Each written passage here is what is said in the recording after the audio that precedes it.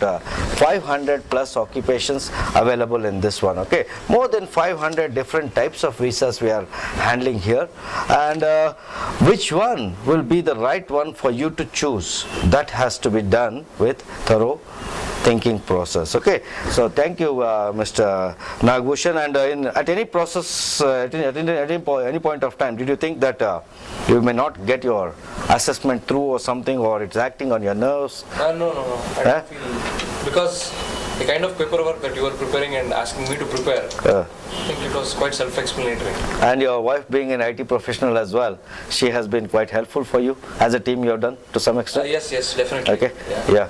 A lot of credit goes to his wife also. She's also highly qualified, experienced in the IT, and for some time she was not employed, and maybe she has given a lot of that word processing and other things in that self-explanatory self-appraisal documentation. And together they were coming here, and we used to counsel them so many times one-to-one. At that time it is going to be one-to-one sort of processing we'll be doing, and end of the day, another 4-5 months time, April 2007, people who have lodged their applications currently are in the decision stage, April 2007. Okay, now the Christmas break has come up in between.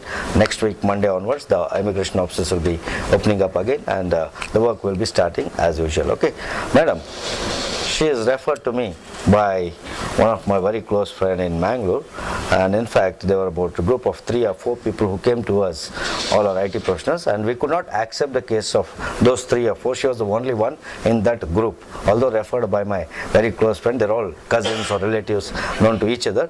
It's not the thing that you come to our office and we're going to accept every case. We are quite selective in accepting the cases also. Okay, there's no point in accepting a case and end of the day having that sort of unpleasantness. And also you'll be spending substantial money if your case is going through to a certain stage.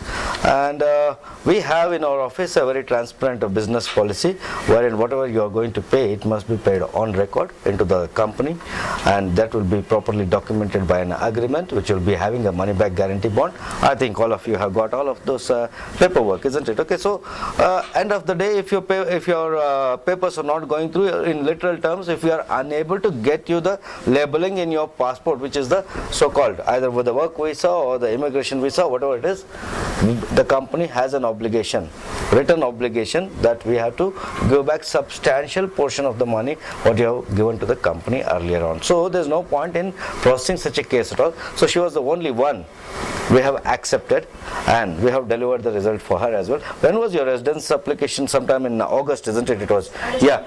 Her, yeah, okay. Your application has come to that decision stage. Okay, not the decision stage, that file number allocation stage. Monday, Tuesday next week, they are allocating you the file number. Okay, but whatever they are allocating the file number, your application is lodged in Australia on 31st August 2007.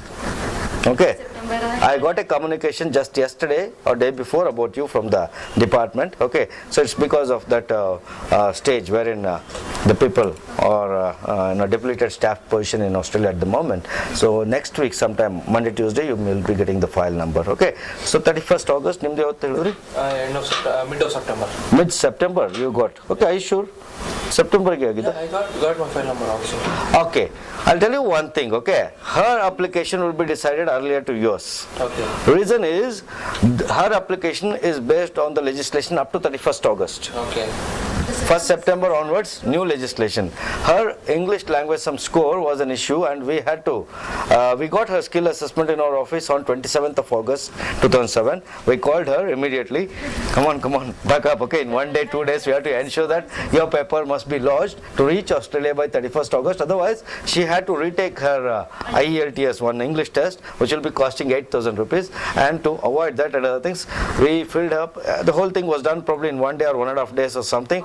And even the visa fees, what she had to pay, $2,060. She brought some 10 rupees, 20 rupees in a bundle like this the other day. Okay, I still remember. Okay, so it happened like that. She had to pull the funds because it happened in such haste, all of a sudden, for her. And we had taken the consignment to the DHL courier at airport under the next day delivery thing, ensured that it is lodged successfully on 31st August 2007, the last day of the new old legislation. Because of that, under the old legislation, they are taking time to issue the file number. New legislation, they issue file numbers immediately. But the date of effect will be the backdated effect only, retrospective. And your application expected to get decided earlier than his application, maybe in 15-20 days.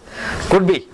His application can also get decided earlier because he is working with MNC. Dimdu, you are something in an MNC company, isn't it? Okay. See, by and large, okay, what is our experience is people who are working with MNCs and corporates, there is no system of verification or anything by the immigration department. Okay. So that could be a big advantage. Okay. Maybe 1 out of 100, they may just telephone and find out from your employer, are you really working? Okay. If you can provide us supporting documents, your pay slips, your pay credits, your employment correspondence, certain other transparent records, your tax records and other things, okay, there's no issue why they have to verify your employment or claims about your employment or anything. That way the process could be much faster. Okay, madam, how did you feel about the process? Were you happy at all? I'm very much happy. Really? Really. Because Why? actually I tried for Canadian immigration last year. I went to this Kenam consultant. He said that it will take nearly 4 years to get a PR. Okay, I'll correct it there. 4 years to get you the file number. Then the process starts afterwards. Because one of my sisters, she had an experience. She applied, but she didn't get the file number after 2 years also. Finally, she got 4.5 years. After that, she got PR. It took 4.5 years, is it? Okay, fine. And then I decided, I inquired, and my family friend, they told that here is very close to us. His friend only Srinivas. He said that no need to worry about it, just go to consultant and talk to him, like that he said. And she took an immediate decision. These are all career decisions. Okay, once you get through, okay, your skills are certain, we are prepared to accept the case. Okay, there should not be any hesitation about taking the decision. I think you have taken a decision in the next 2-3 days time or something like that, isn't it? Okay, immediately after assessment or something. Okay, so you felt happy about the whole process? Very much happy because mine is a critical case when I was applying, because I took IELTS very early. I didn't prepare for the exams. I got 5 in reading. Like overall 6.6 I got. IELTS is an English test at the basic level, 10th standard level of English, like the TOEFL or something you would have heard. Okay, on the lens. Then it should be applied within September 1st. And at last we got 31st August. 7th August. And immediately he called me, and I didn't have money and I didn't prepare for the apply for PR. Finally somehow, and consultancy people were very nice actually. They feel on behalf of me. Okay, thank you very much. And any time you felt that your application may not go through at all? No, you are confident. Was it because your relative, my close friend, has told, or is it because that you had that confidence about the documentation we have done for you? I had confidence on you. Confidence. Okay, not on our company. How was our GM? Did he look after our other staff members? Okay, fine. Our executive director. Okay. Maybe, thank you very much for that. Okay, Jaydev is one person. Okay, he's also a very senior IT professional. Jensen, in the qualification. I'm an engineer in electronics and instrumentation. Again, my story is nothing different than Shrikant's story is. How many years work experience? Just. I'm about 9 years. 9 plus. Age group? 30 to 35. 30 to 34. Okay, fine. Okay. Key skills? What is your? C, C++. Okay, fine. Okay. Okay. So I was here last February, and I attended one of his seminar, and that's when I made my decision, like, okay, Australia is a place where I have to seek my opportunities. Why not US? I want to always don't follow everyone who always goes to US, you know, because every Lincoln corner, ask any people, they won't say I want to go to US on a H1B, and that's a very a short-term plan, because as you know these days H1 is only stands good for 3 years, and then you have to come back again, get another H1. A lot of hassles are there, and getting a green card is a big headache in US, at least these days. But here in Australia, it's like before I enter the country, I have a green card in my hand. So Yeah. It's a The ones which you are displayed there on the right side, all those are green card visas from the perspective of Australia, everything. The passports, endorsements of so many clients there. Okay, it's a family visa. Any visa, the applicant and all family members will be automatically get included in the visa, this one. Okay. Okay, so after that I made my mind that okay, I'm going to go with this option, and I enrolled myself over here, registered myself here on May, end of May I think so. And then I was asked to do the first assignment, which is the skill assessment paperwork. That's called an RPL application. But due to my work pressures and other things, I did not do any work for 5 complete months. And Madhusudan sir just called up my wife and called her over here and said, "What is this? Your husband is not doing anything. Is he really interested?" So you had. And he pitched me the right way, you know. And it was my wife who took on the case from then, and she pushed me hard so that I could complete those all formalities of the things. And after that, there were a lot of iterations with Madhusudan sir, wherein he corrected me like, okay, this is not the way you have to put the sentence, because look, it is highly technical, and okay, you can understand, or your fellow person who's technical can understand, but not the folks who's the caseworkers over there. So it's just like the lawyers, how they put the things in a very generic way to everyone can understand. He knows the tricks of the trade. Because it's 100% success we are having till date, because we are so particular about the issues. It may amount to spending lot of time with our clients. Okay, the quality is the concern. It's not the time, how much we're going to spend with the client. Unless the documentation is perfect to the core, the papers will not move from here. Okay, so that's what has been the thing. Therefore, the results, your result has not yet come, the skill assessment. Yeah, that's right. Next week, it must come. It must be positive only. There can't be anything, because the paperwork, what we do, we have so much of confidence. And even for him, I've given him the result in advance. His skill assessment is yet to come. There's a Christmas break. We thought maybe around that time it may come. And in a row, about 15-20 IT professionals, they are expecting that sort of assessment. Okay. It's just in the pipeline. Okay, any day. The phone call, whatever you receive from our office, very next will be to convey you the good news. Okay. Okay, then I just completed it and filed my application maybe just before November 15th or something like that. Now that they have taken off for Christmas vacations, I should have got my results by now, but because they're off for almost a month, I think I'm expecting the results maybe next 15 days. That's right, sir? Yeah, thank you very much. Okay, now thank you for all the feedback and other things. The people in here have given me the client information sheet. I'm going to give the spot assessment in between. Very briefly, I just want to convey you some very vital information on a step-to-step basis. Like H1 visa in Australia, you have got the employer nomination scheme, as it is called, the work visa. Employer nomination scheme. For that, an employer must be accredited enough. His accreditation must be recognized by the immigration department. Therefore, immigration department is part and parcel of the job placement scheme when it comes to Australia. We cannot ignore the immigration department in the whole process. And the employer will be having certain obligations to be actively and lawfully operating a business in Australia, have a genuine need for a paid employee to fill a position in their business, follow all relevant Australian laws and have a satisfactory record of meeting immigration laws, have a current training strategy for existing Australian employees, provide the employee with an offer of permanent employment. Okay, this is under the regional sponsored migration scheme, what we call it. And in the other one, this is subclass visas 121 and 856 of the subclass of the visas, okay, what we call, where it is the 457 visa category. I said earlier, it is the employer nomination scheme, wherein it will be a temporary visa only, not a visa which will be aimed at getting you the permanent residence status. Okay, now what is the big advantage? Employer nomination scheme, you can work anywhere in Australia, including the main cities of Australia.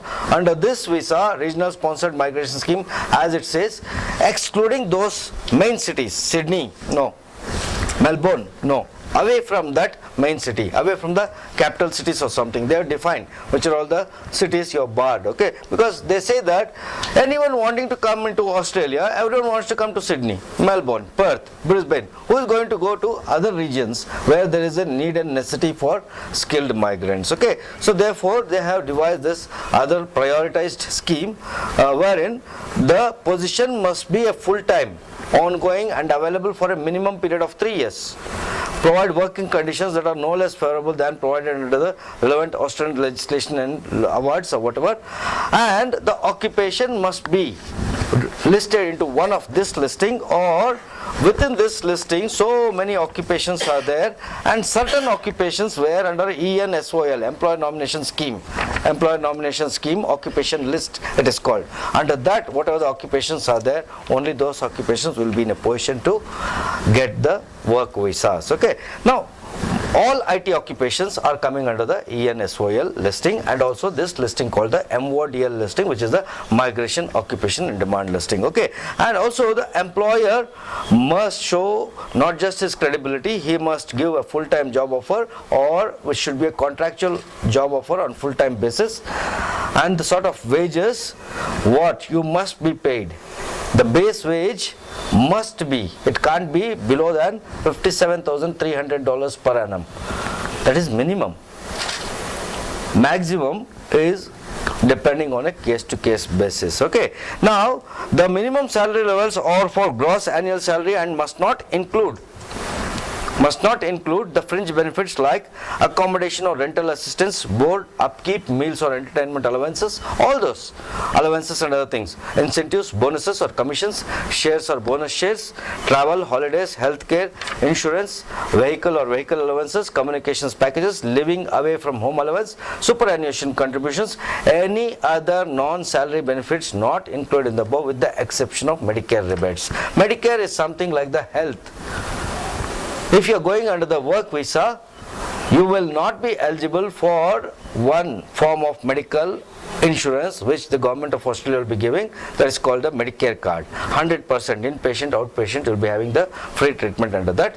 You will be having restricted access to the healthcare facility, but the remainder portion of the health for you and your family must be the responsibility of the employer here. So all these things, if it is complied with, and also there can't be something like a consolidated salary or anything offered by any employer. If that is the case, the nomination of that employer will not be accepted by the immigration department at all. Okay, it must be a gross salary and defined, well defined benefits, fringe benefits, and the job offer must be cited by the immigration department. They have to verify whether it is meeting certain statutes and certain requirements and other things. Okay. Now there are so many other types of things wherein people, even there has been certain exhibitions, expos conducted by employees from Australia or the state government from Australia every now and then.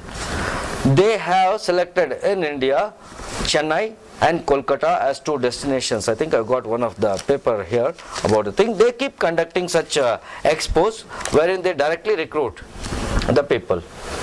How many people are allowed? It's just because some expo is conducted there. It's not that everyone can go and participate. It must be with the invitation. The 1,000 people, maybe if you think, will be allowed to attend the expo, or maybe 2,000 people are allowed to attend the expo. It will be for the entire country, 2 crores. Out of 2 crores, how many IT professionals are there? Your case will be screened to that extent. Very few will get an opportunity to interact. Now, in that forum, the employer will be there directly to talk to you, or the state government will be there directly to tell you what are the options and other things. Now, the employer will give you the offer, or the state government will assist you to get the job offer. What happens next? You can't be airlifted and dropped into the country. The immigration process must be completed. It is the process for the employer. It is the process of the employer on his behalf. The nomination of his application for you must be done by an immigration consultant. Plus, your applications taking claims about your skills and other things must do. It's a 3-stage process under the regional sponsored migration scheme. Under the employer nomination scheme, that certification of employer is not there, because under the RSMS, what it is called, regional sponsored, any employer can participate. Under the employer nomination scheme, the accreditation of the employer must be very well established with the immigration department prima facie before that employer will be allowed to recruit someone from abroad. Okay, so the employer will be thoroughly scrutinized in both the cases. Rest assured, you can't have anything wherein the employer may be that sort of employer who may not be coming up to your expectation or something. Still, you get a work visa. That visa is called a temporary visa.